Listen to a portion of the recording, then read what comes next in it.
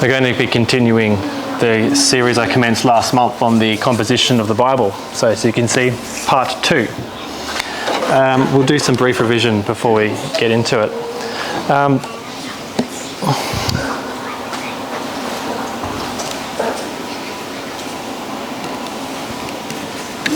Does this go dark?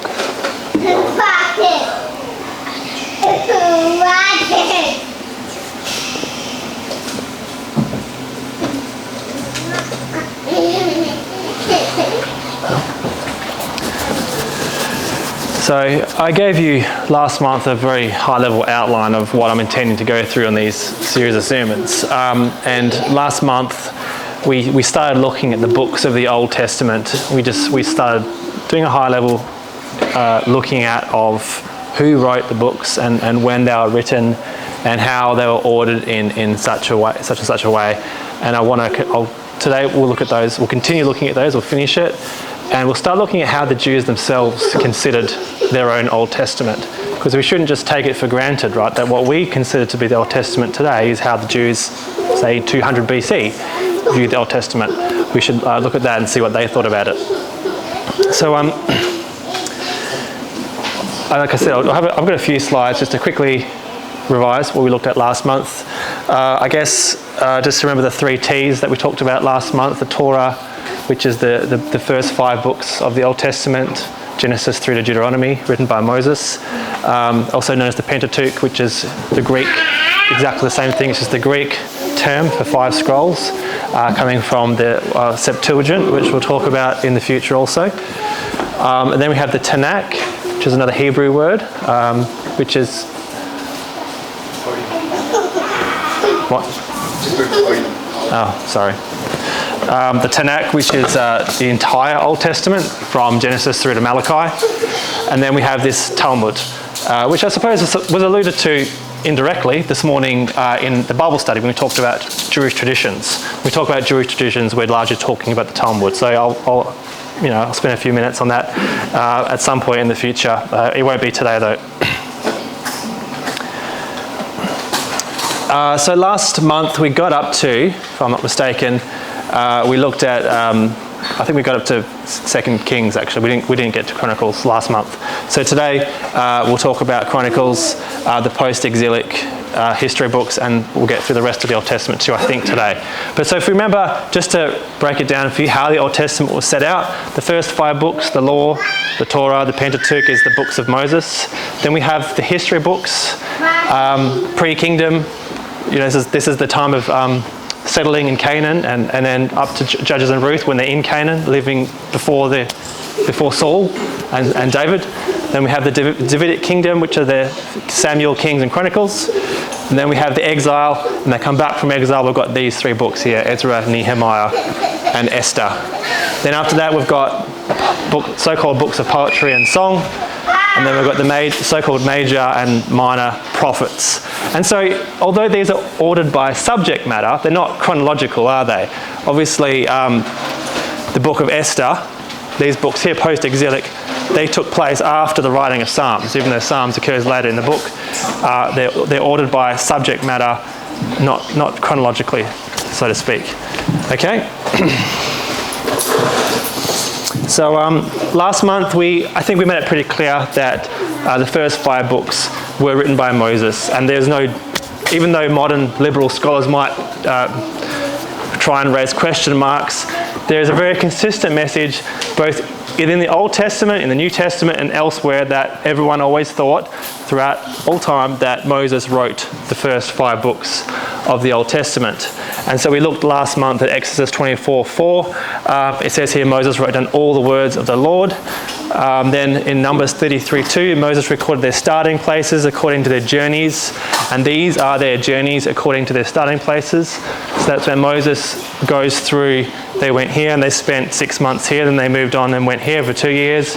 That's the 40 years in the wilderness. So the very things that they did, he wrote them down, and that's the thing that you're reading about there. So it tells us that this is written by Moses. And then finally, at the end of Deuteronomy, it came about when Moses finished writing the words of this law in the book, that they took it into the Ark of the Covenant. So internally within the Torah, Moses is saying, I wrote this. Outside of the Torah, outside of those 5 books, what do the Jews think about who wrote it then? So 1 Kings, written by, what I said last month was probably, or possibly Jeremiah.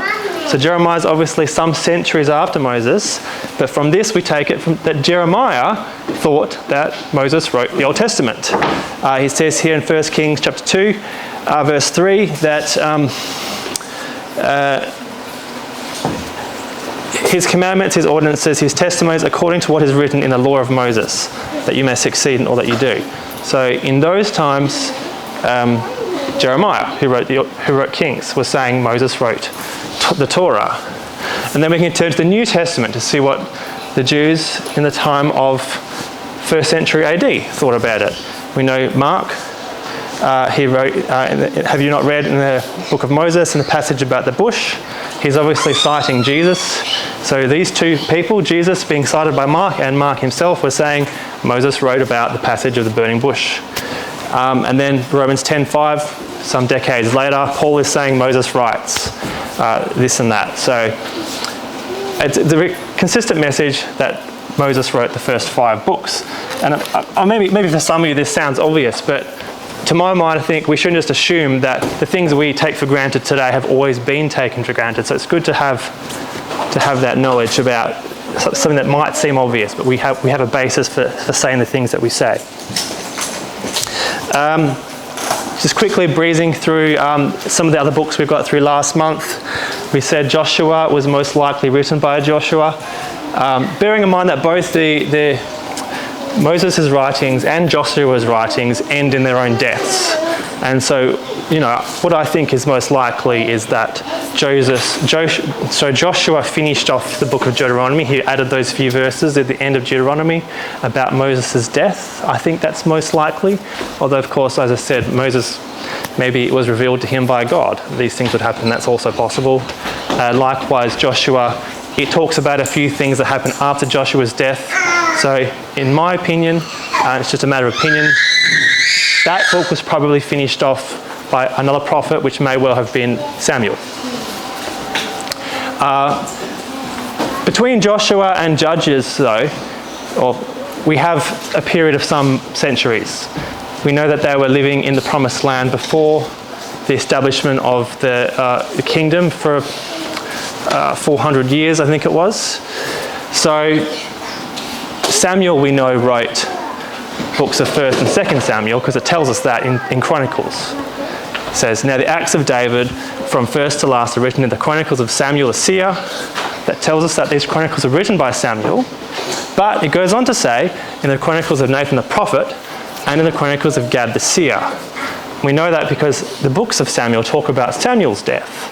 And so it's likely that Nathan and Gad finished off the book of Samuel, after Samuel died.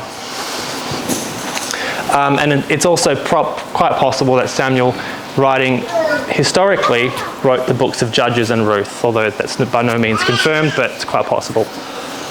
And then 1st and 2nd Kings, last month we noticed a few things in Kings that when it says talking about the temple, I don't think I've got it, I must have deleted it from the slides, but we had that passage that talks about the Ark of the Covenant being here to this day. So whoever wrote that book, when they wrote it, the Ark of the Covenant and the tablets were there to this day. But the book of Kings finishes with the destruction of the temple. Obviously, at that point, it was not there to this day anymore, was it? Because it's been destroyed. So whoever wrote Kings both saw the Ark of the Covenant in the temple and saw it destroyed, had to have lived in that period. So a likely candidate is Jeremiah, who wrote the book of Kings, because in the Jewish Bible there's not 1st and 2nd Kings, it's just Kings, it's one book.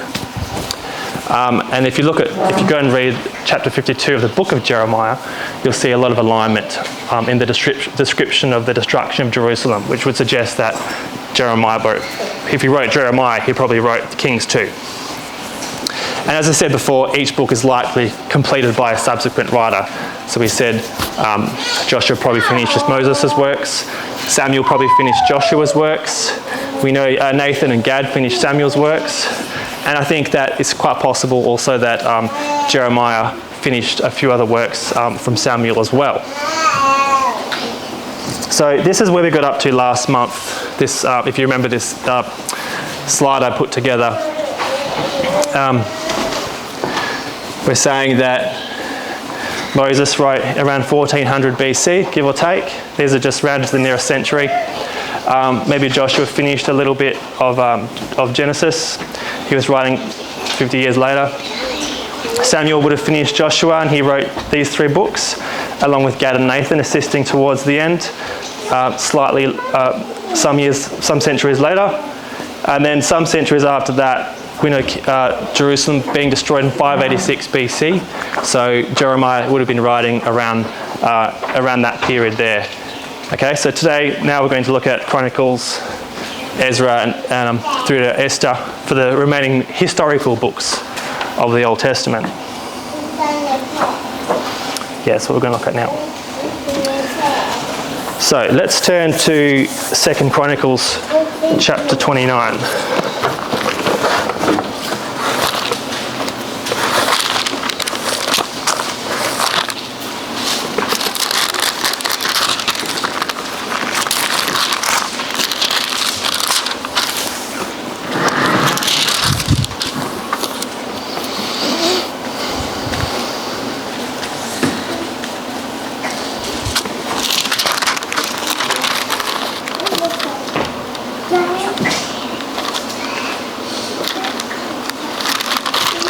I feel that's the wrong citation there.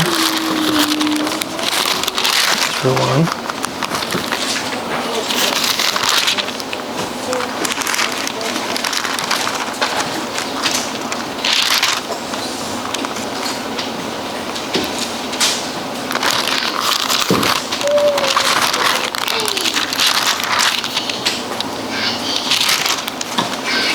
I think that's, I don't know why it says 29 verse 22 there, but I think it's just meant to be the very last, it's chapter 36 verse 22. I got the wrong chapter. So this is right at the end of the book of Chronicles.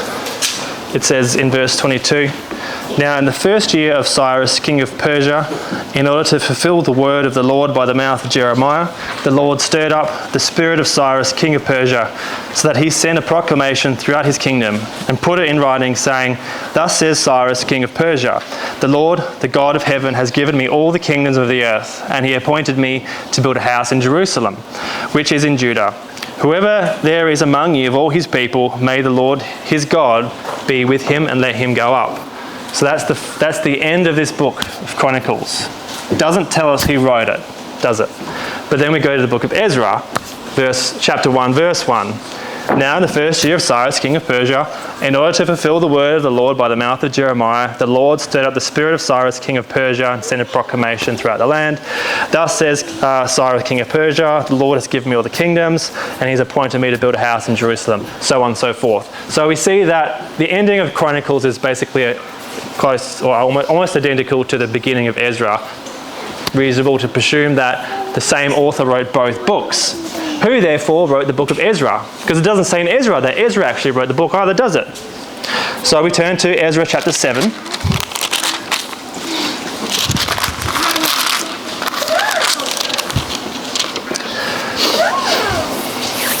Now in verse 11 it says, "This is the copy of the decree which King Artaxerxes gave to Ezra the priest, the scribe, learned in the words of the commandments of the Lord and his statutes."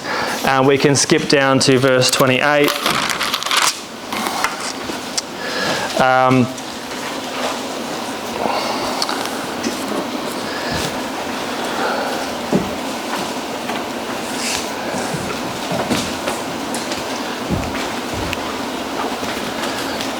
Verse 27, sorry.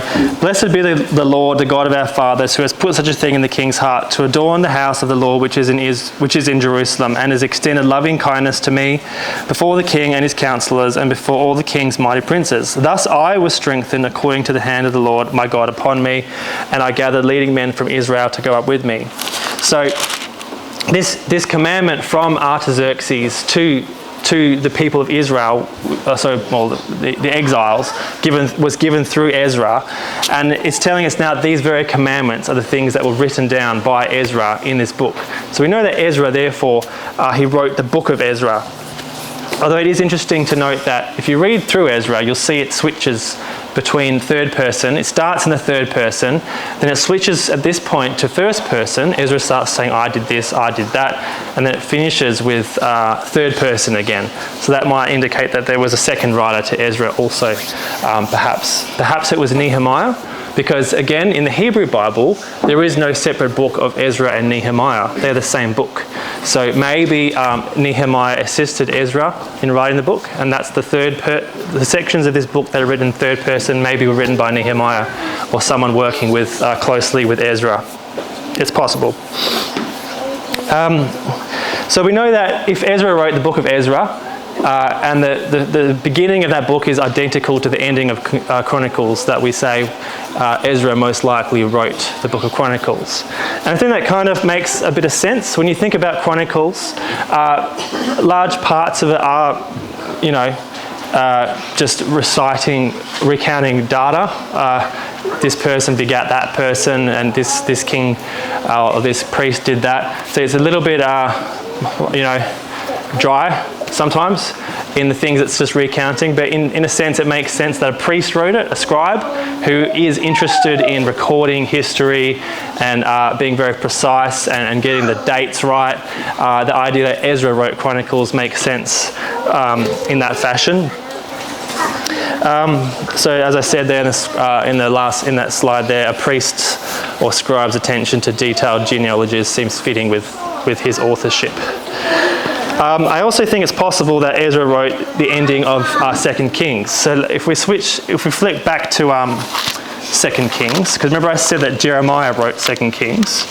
But if we go to the ending of 2 Kings, we'll see that it's unlikely Jeremiah wrote these 4 verses. If we know what he did in his life, you can read Jeremiah. We know that after Jerusalem was destroyed, many of the Jews chose to go to Egypt. They killed their governor and they fled to Egypt, and Jeremiah ended up going with them, although reluctantly. And so it says that same thing here in verse 26. Then all the people, both small and great, arose and went to Egypt. So that was the Jews fleeing to Egypt with Jeremiah.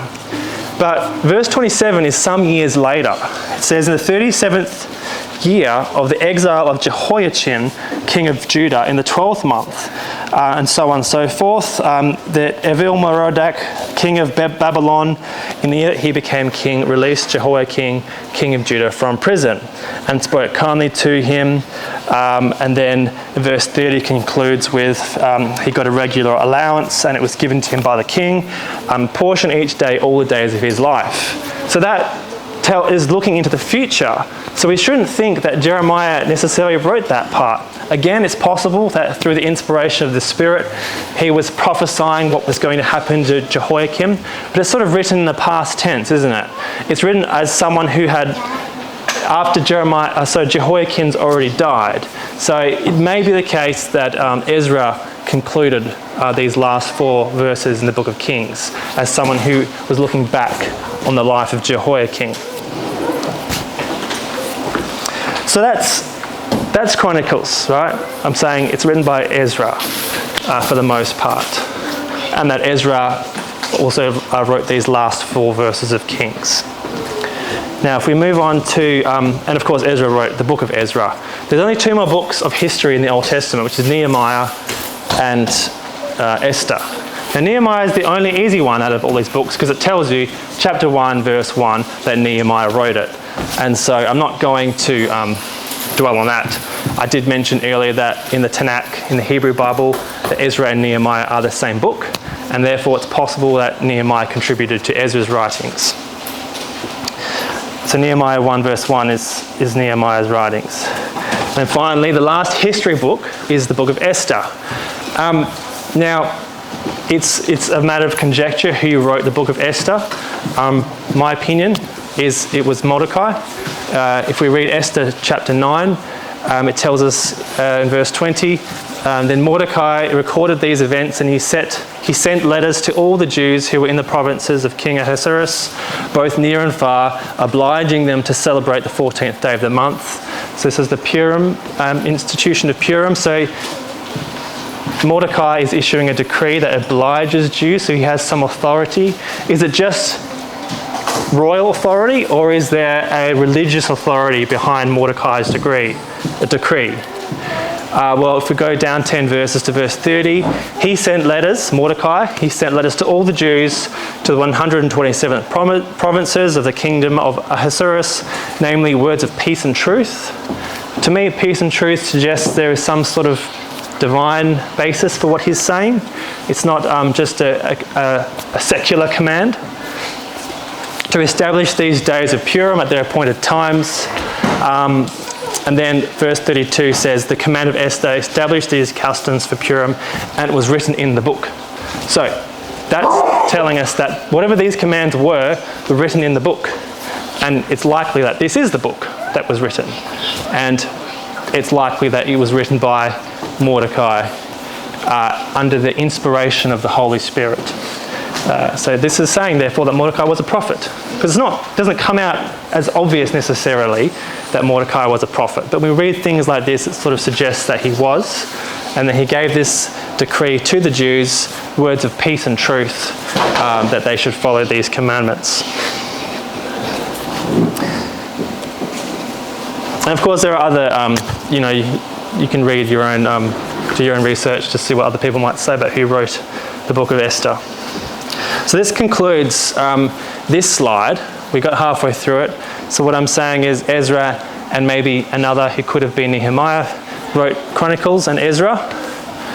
Nehemiah obviously wrote that. Wrote Nehemiah, and Mordecai arguably wrote Esther. And that's written around 500 BC after the exile was concluded. So we'll move on now to the books of poetry and song, which there's 5 books.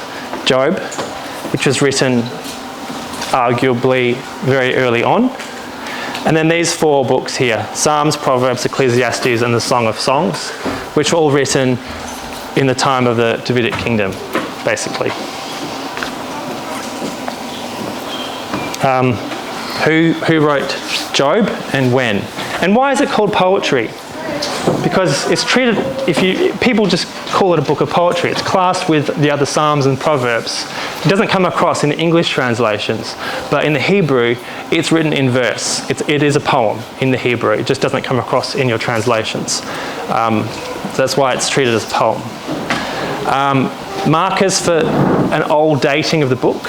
There are several, but maybe the some of the main ones would be Job 1 verse 5. If we know the story of Job, when he's concerned with sin, he doesn't go to the Levitical priesthood or the temple. He offers sacrifices directly to God on behalf of his family. That would suggest that Job was written before the time of those institutions being set up. And then livestock as a measure of wealth. It wasn't money or currency. That, to me, is reminiscent of the days of Abraham and Lot, where wealth was measured in how many livestock you had. Job is the same. He was wealthy because of his livestock. So that, to me, would suggest it's an old book written before, or at least the events occurred before the establishment of the kingdom. And then maybe who wrote it?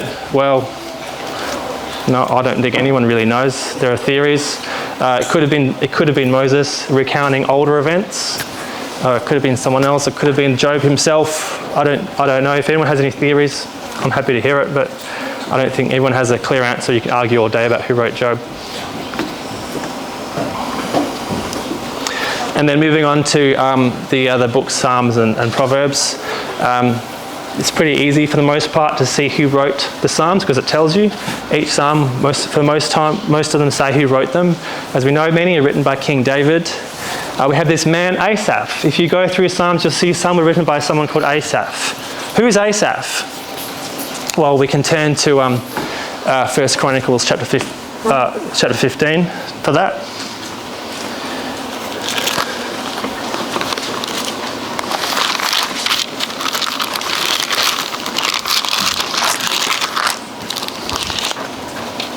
So these are in the days of the ark being brought into Jerusalem. So this is before the temple's built, if you remember. So Solomon built the temple, but they had the tent, right? And the ark didn't start off in Jerusalem. It did move around a little bit before it finally ended up in its final place in Jerusalem. And so if we just, I'm not going to read the whole chapters, it's just to give you the timing, but this is when it took place. Now David built houses for himself in the city of David, which is Jerusalem, and he prepared a place for the ark of God and pitched a tent for it. And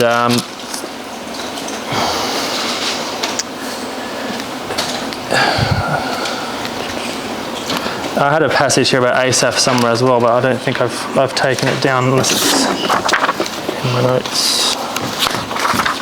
That's the problem when I do slides. I end up having two different documents to look at.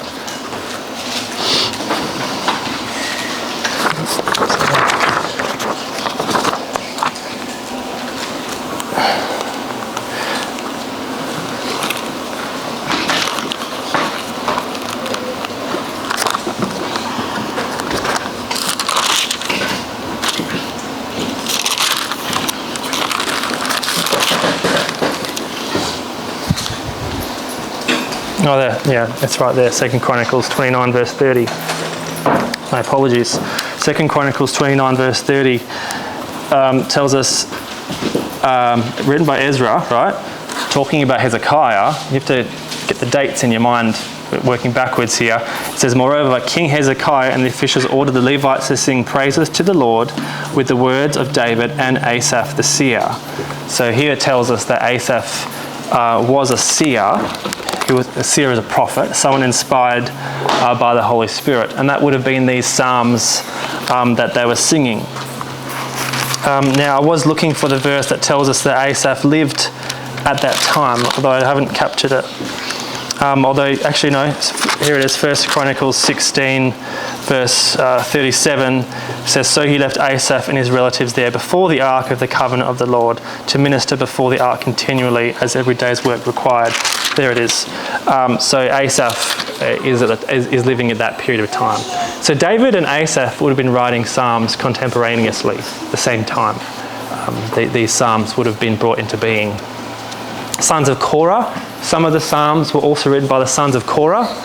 Now, if we remember the story of Korah during the days of Moses when they were wandering in the wilderness, some of the sons of Korah, or Korah rather, rebelled against Moses, and the earth opened up and swallowed up them and their tents and their whole families.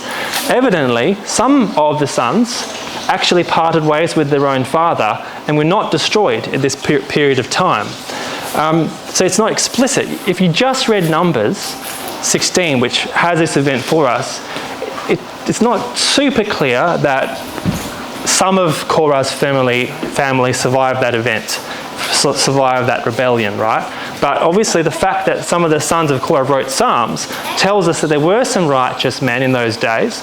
They parted ways from Korah, and when the earth opened up and destroyed Korah and his family, they were not all destroyed. There were some survivors. And that's who these sons of Korah are, who wrote some of these Psalms. And then lastly, Solomon, we know he wrote some of the Psalms, it tells us. And finally, Psalm 90 is actually written by Moses himself. So Psalms is a compilation of lots of different writings, many from David, but from others also. And also written over a period of time, isn't it? Because David and Asaph were 400 odd years after Moses. So that's the books, they're the Psalms. And finally, Proverbs, Ecclesiastes, and the Song of Songs. Proverbs 1, verse 1 is pretty clear, tells us who wrote it. The Proverbs of Solomon, the son of David. Song of Songs, which is Solomon's, pretty clear who wrote that. Solomon wrote those. And lastly, Ecclesiastes. It tells us in Ecclesiastes chapter 1, verse 12, I, the preacher, have been king over Israel in Jerusalem. So we know he's a king. and I set my mind to seek and explore by wisdom concerning all that has been done under heaven. And if we know the story of Solomon, how when he was a youth, God approached him and said, I'll give you one thing that you want. And Solomon asked for wisdom, and God gave him wisdom such that he was the wisest man to ever lived. So most people say, and almost certainly correct, Solomon wrote Ecclesiastes also. And so going back to this slide, just that one there, you can see these would have all come into existence for the most part. I'm not talking about Moses' psalm, for example, or the sons of Korah, but for the most part they all came into existence around the same time, didn't they? About within a century of each other. And Job was some time before that. And lastly, we'll look at the prophets. As I mentioned last month, the major prophets are called major because the text is long, and the minor prophets are called minor because the text is short. Although some of the minor prophets are actually kind of long themselves. Like Zechariah, for example. Look, in terms of who wrote them, these are quite easy because they all tell you who wrote them. In chapter 1, verse 1 of each of these books, it tells you who wrote them, except for Lamentations, which is almost certainly written by Jeremiah also.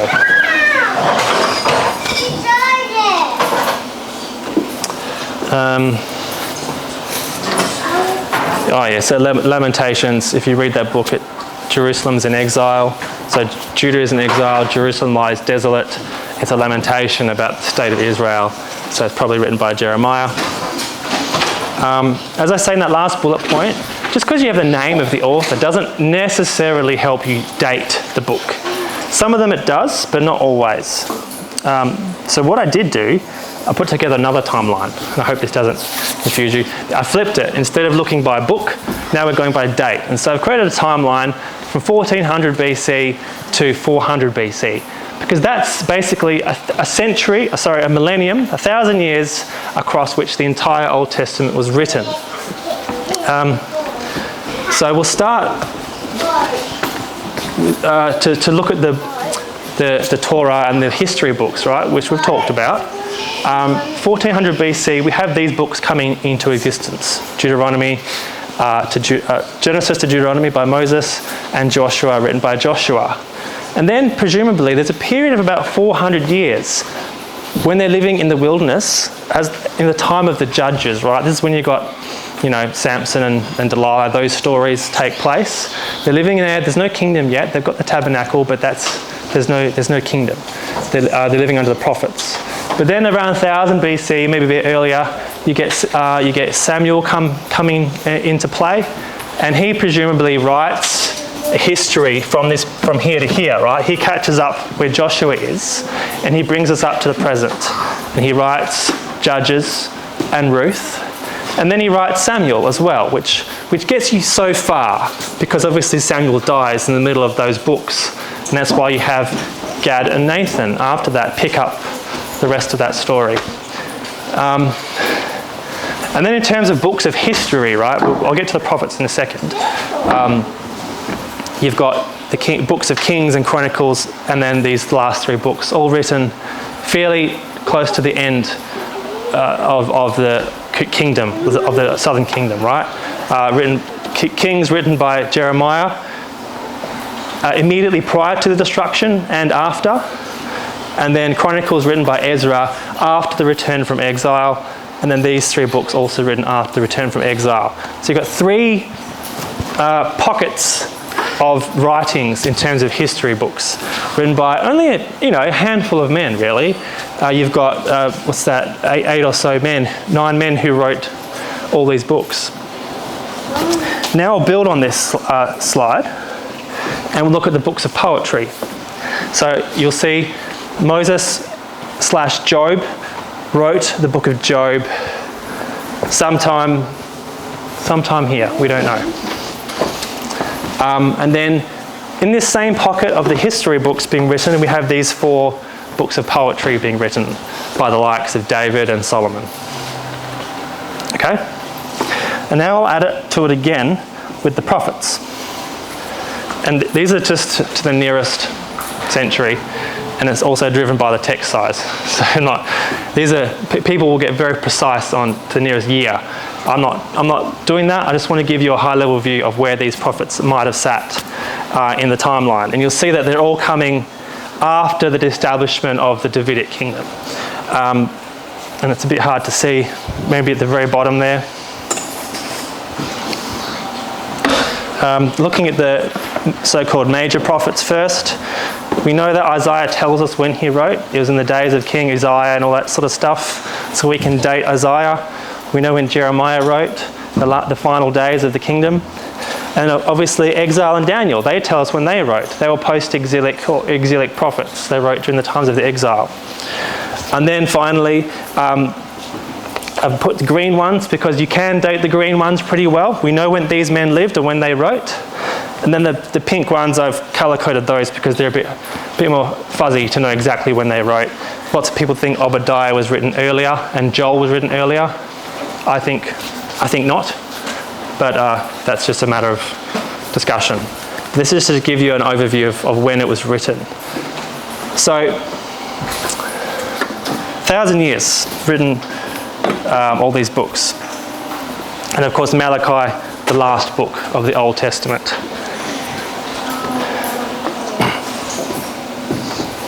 Oh goodness, what time is it?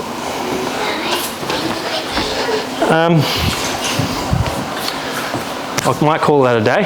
I had a few more to go, but I will look at this next month because we'll look at how the Jews view their own scripture. I will just summarise the slide and then I'll close for today.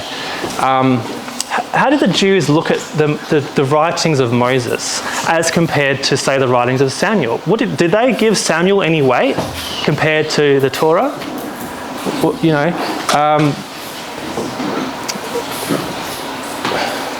You know, if you know when I'll cover this next month, when King Josiah found the book of the law. We'll cover that story next month, Lord willing. What did Josiah think of the book of Samuel? Or the book of Isaiah? That would have been written at the time. But Jeremiah wasn't written at the time, but Isaiah had been. What did they think of those sorts of books? It's an interesting thing to think about. We take it for granted. This is scripture. We cite it. We know it by heart. But what did they think about those books at that point in time? I think that's a very interesting question. And then we'll look at, so during the Davidic kingdom, then afterwards, because you'll see, especially in the man of Ezra, you'll see a bringing together, I think, of all these Old Testament scriptures into a sort of a categorization that takes place. I think that's how I perceive Ezra's role after the exile. And then, of course, what did the Jews think of their own Old Testament in the time of Christ? And what did non-biblical sources say? Probably the main one being Josephus. What does Josephus say about their own Old Testament? These are all things that we can look at next month. Thank you.